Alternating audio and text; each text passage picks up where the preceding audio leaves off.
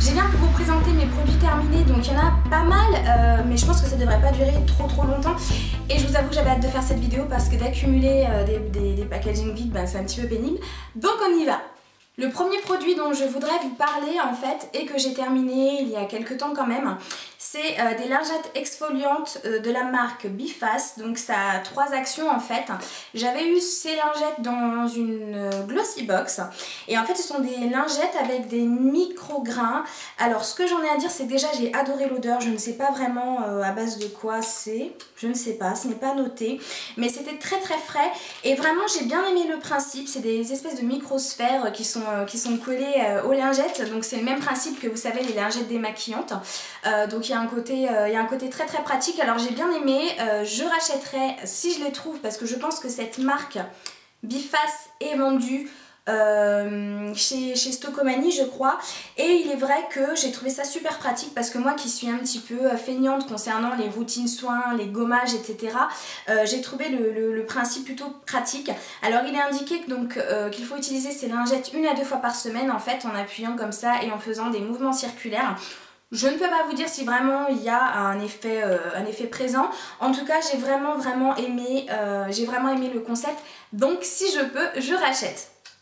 Ensuite donc de la marque Bioderma, bien entendu, j'ai terminé une énième eau micellaire, donc je ne vous la présente plus, c'est celle à la créaline pour les peaux sensibles et sèches. Alors à un moment donné je vous avais dit que ce produit était quand même assez agressif. Il est vrai que pour l'hiver ma peau ne tolérait plus vraiment ce type de démaquillage, donc je m'étais orientée vers du biphasé ou le beurre démaquillant de chez The Body Shop pour que ce soit un petit peu moins asséchant. Par contre il est vrai qu'avec les chaleurs qui reviennent, et heureusement pour le plaisir de tout le monde, j'apprécie davantage le fait de me démaquiller avec une eau micellaire. Donc celle-ci elle m'avait coûté 9,95 €. C'est pas donné, mais un bidon comme ça, ça vous fait, donc c'est 50 ml et ça vous fait quand même pas mal de temps. J'avais acheté ça en pharmacie. Je sais qu'elle existe aussi pour les peaux grasses et ça je trouve ça hyper pratique. Donc si vous cherchez une eau micellaire qui démaquille très bien, vraiment je vous conseille une fois de plus celle-là. De la marque Ultra Doux après shampoing riche crème pour les cheveux défrisés et crépus. Donc c'est à l'aloe vera et à l'huile de karité. J'ai adoré cette gamme. J'avais également acheté le shampoing, je crois que je vous ai déjà parlé du shampoing dans la dernière vidéo des produits terminés. J'ai vraiment aimé cette gamme. Alors à savoir que les cheveux crépus ou bien défrisés comme les miens, quand vous faites votre shampoing, vous avez les cheveux qui crissent et qui sont vraiment très asséchés. C'est même difficile de passer votre main dans vos cheveux. Et là ça avait un côté vraiment très nourrissant. Alors bien entendu ils disent extrait naturel, sans silicone, sans parabènes. Moi je suis un petit peu plus bizarrement, je fais un petit peu plus attention à la composition des produits, bien que ce soit pas non plus la chose la plus importante quand je choisis un produit pour mes cheveux.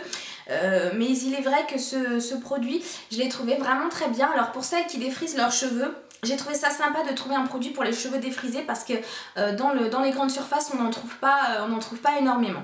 Donc ça je rachèterai sans hésiter, mais avant je vais terminer ce qu'il y a dans ma douche parce que je me suis aperçue que dans nos douches, étrangement on avait à peu près 14 shampoings j'ai envie de dire, au cas où qu'il y ait la guerre, on ne sait jamais.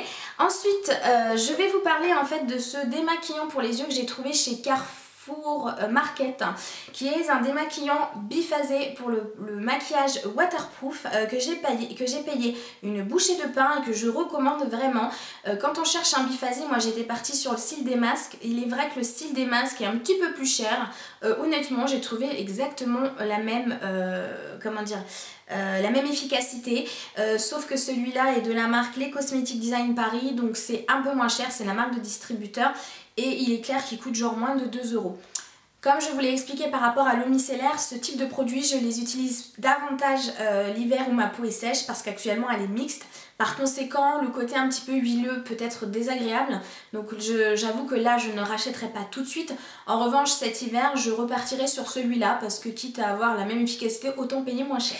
J'ai eu l'occasion de tester en échantillon La lotion nettoyante peau intolérante pour les peaux hypersensibles et irritables de chez Aven. C'est une lotion que j'ai déjà eu l'occasion de tester, c'était chez Asma. Je l'avais trouvée plutôt pas mal. Par contre, encore une fois, vu que c'est une texture quand même un petit peu lait, c'est quelque chose que je n'aime pas spécialement pour les yeux. Alors au niveau de la peau, ça ne me gêne pas, mais comme c'est une texture lait assez lourde, je pense que voilà, que par rapport à la saison, c'est pas quelque chose qui me... Par rapport à la saison, c'est pas quelque chose qui me plaît spécialement. Donc ça, non, je n'achèterai pas. J'ai trouvé qu'elle faisait bien son job, mais le principe du lait, vous savez, vous en avez toujours un petit peu sur vos cils. C'est toujours un peu désagréable, donc oui, mais je n'achèterai absolument pas. On continue dans les produits qui concernent le teint avec la crème Hydrance, la crème hydratante Hydrance de chez Aven que j'ai bien terminé. Alors ce produit c'est un petit peu particulier en fait, je l'ai commencé en hiver, alors ça c'est la version riche avec une protection UV. Je l'ai commencé en hiver, j'ai trouvé que c'était assez suffisant par rapport à l'hydratation et au fur et à mesure ma peau s'est acclimatée à ce produit et c'était plus si hydratant que cela.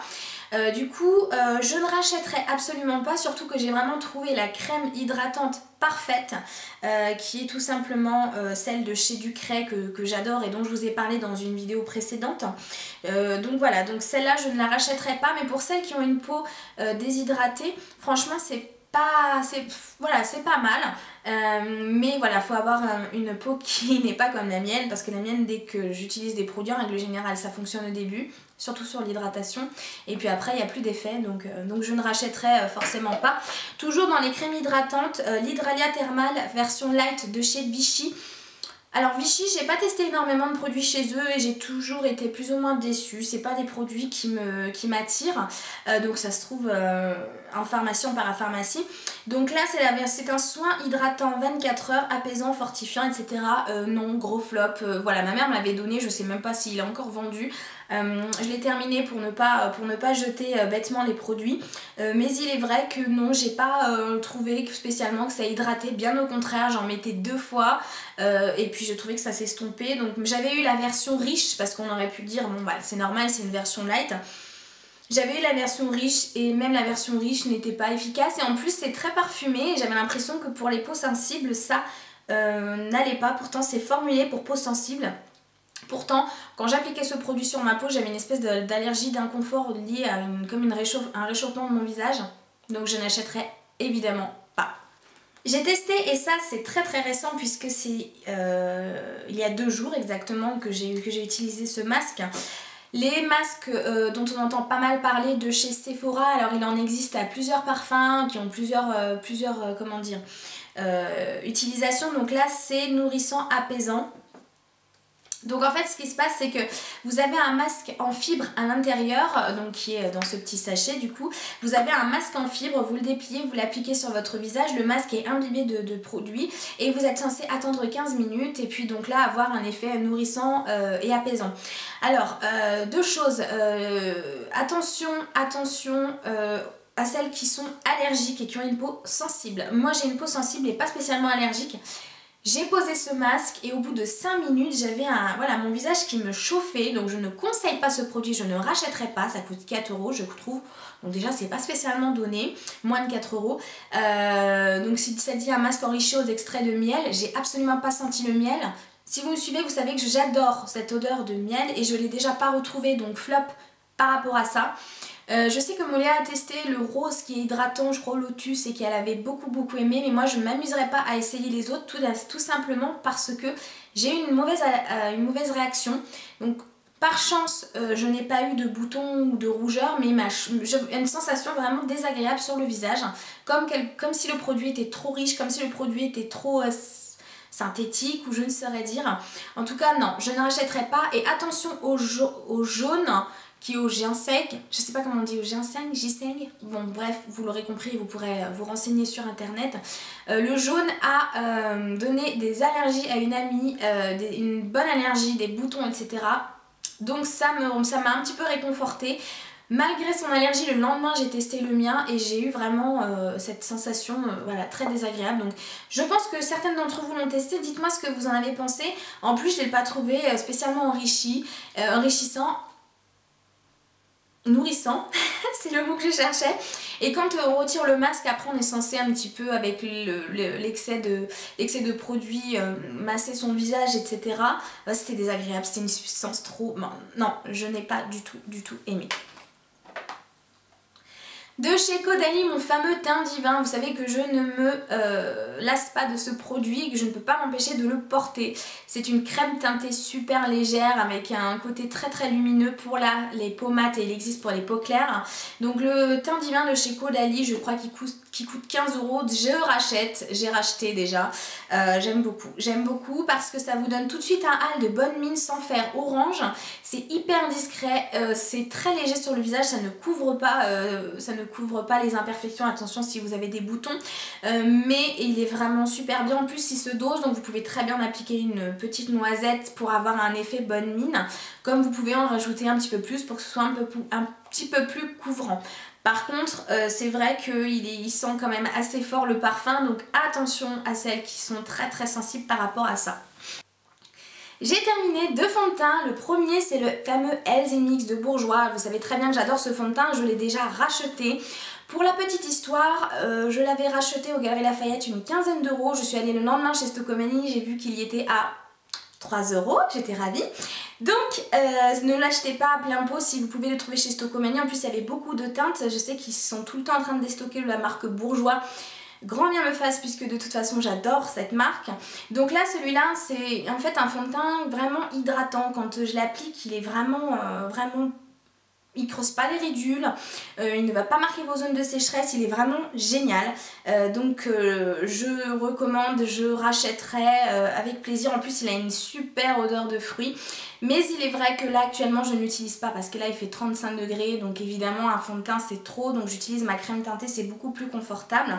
Et j'ai terminé l'accord parfait en teinte ambre de chez L'Oréal. Alors là par contre gros flop. Alors pour la petite histoire, quand j'ai acheté ce fond de teint, tout le monde disait l'accord parfait est génial, blablabla. Et moi je sais que j'ai jamais été très fan des produits L'Oréal. Ça a toujours été comme ça. Et je l'ai acheté hein, tout simplement en vous écoutant et au début je trouvais pas trop mal et puis finalement au fur et à mesure de la journée il part dans les zones de sécheresse. Alors après je l'ai utilisé l'hiver forcément, il part dans les zones de sécheresse et je trouve qu'il ne dure pas tout au long de la journée. Je trouve que la durée est plus que médiocre. Il n'est pas donné, genre il est bien à 15 € aussi. Ils disent qu'il y a un SPF, bon tant mieux. Après ça je m'en fous un petit peu, je suis pas du tout sensible à ça. Donc on dit fond de teint fondant, je l'ai pas aimé, il est trop fluide, il est trop parfumé, je le trouve agressif pour les peaux sensibles. Moi il me faisait avoir une espèce de réaction, encore cette sensation de peau qui chauffe. Donc ça je ne conseille pas, sauf si vous l'aimez, bon, bien sûr ça c'est propre à chacun. Mais en tout cas je ne rachèterai pas. Dernier produit de soin.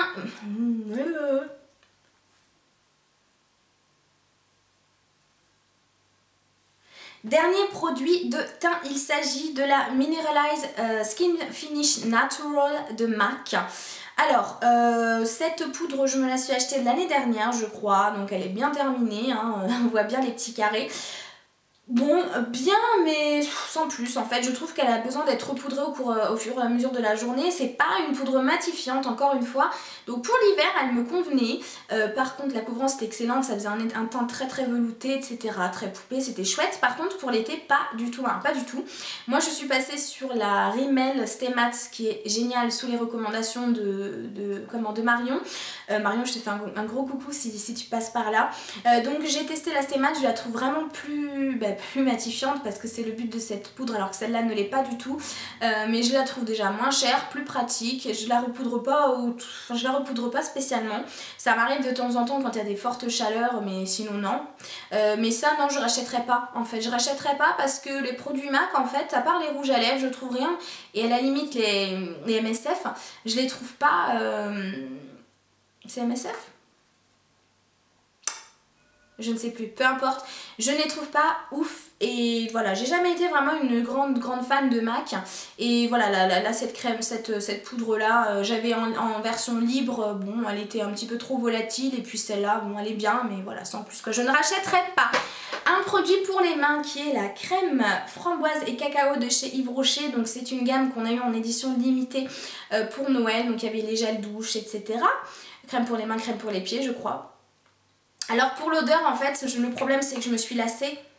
L'odeur, c'est l'odeur d'un Pim's, donc au début c'est, enfin surtout l'hiver, donc le côté chocolat c'est très réconfortant, mais alors elle est pas, pas du tout hydratante, j'ai l'impression la texture n'est pas riche, la texture n'est pas assez, que ça se voit, elle n'est pas nourrissante, donc c'était bien pour avoir les mains qui sentaient, voilà, pour avoir les mains qui sentent à la limite le Pim's, mais sinon une efficacité plutôt inexistante. 3 mascaras, donc le premier c'est le Scandalize de Rimmel que je vous ai déjà présenté dans un favori parce que je l'adore. C'est une brosse assez... Ouh là, j'arrive même pas à l'ouvrir le truc. C'est une brosse assez large mais qui n'est pas du tout en plastique.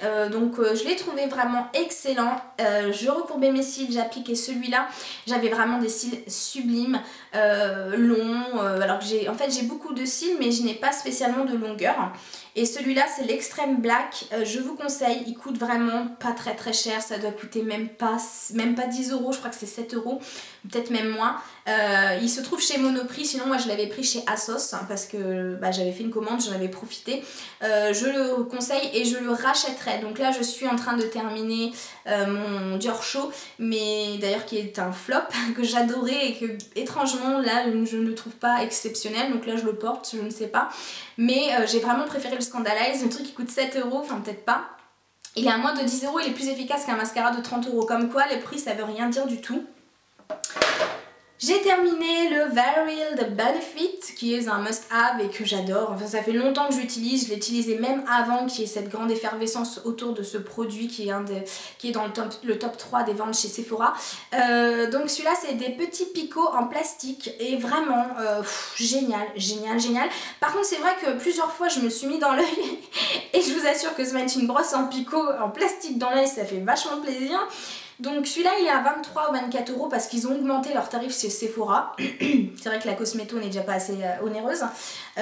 Donc non, j'adore ce mascara et je vais le racheter quand j'aurai terminé l'autre parce que accumuler pour accumuler, je trouve ça ridicule. J'ai eu l'occasion de tester le Dior Show Extase, Molia me l'avait filé. Non franchement, pas plus que ça. La brosse elle est un peu spéciale mais non, j'ai pas trouvé ça transcendant du tout. La preuve en est, là je suis sur le Dior Show classique et je l'aime pas. Alors que je l'ai aimé quand j'avais peut-être 20 ans.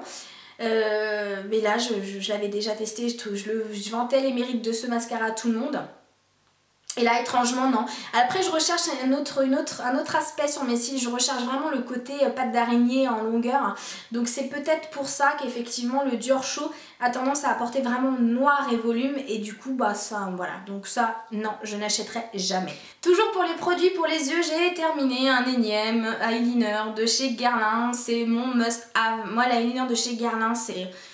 Je l'utilise depuis mes 20 ans et concrètement, donc ça fait 8 ans hein, bientôt. Donc il est génial, il est hyper noir, le pinceau, oula je l'ai bien déglingué hein, vous voyez le truc, je sais bien aller jusqu'au fond.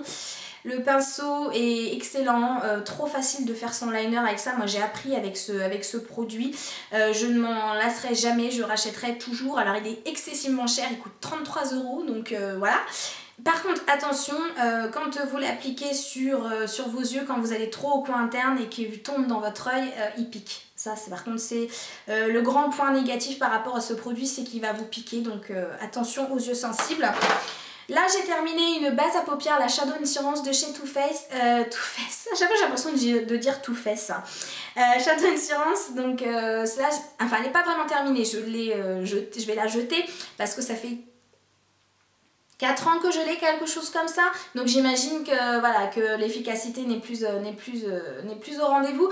J'ai acheté celle de chez Urban Decay, je ne sais pas ce que j'en ai fait et heureusement dans une glossy box j'ai eu un échantillon quand même assez grand de la base Primer Potion d'Urban Decay qui est très bien et que finalement j'ai tendance à préférer à celle-là. Donc voilà, ça je ne rachèterai pas. En plus dans mon Sephora je ne le trouve absolument pas.